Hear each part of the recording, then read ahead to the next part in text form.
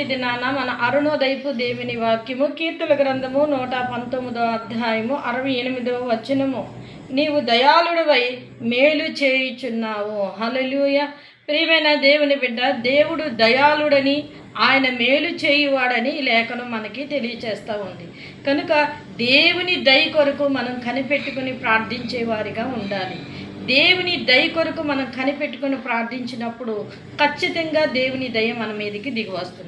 సుంకరి ఆ యొక్క పరిసయుడు ప్రార్థన చేసినప్పుడు, దేవుని దయ కొరకు సుంకరి ప్రార్థన చేసినప్పుడు అతడి పాపములన్నీ కూడా క్షమించబడినవని యేసుక్రీస్తు వారు తెలియచేస్తారు. కనుక దేవుని దయ కొరకు మనం ప్రార్థన చేసినప్పుడు ఆయన దయాళుడై ఆయన మేలు చేస్తారు. ఆయన మేలు చేసేవాడే కానీ కీడు చేసేవాడు కాదు. కనుక మేలు లేక నువ్వు బాధపడుతున్నావేమో, దేవుని దయ కొరకు కనిపెట్టి ప్రార్థన చేయి. దేవుడు ఖచ్చితంగా నీకు మేలుని చేసి ఆశీర్వదిస్తారు. ప్రార్థించుకుందాం.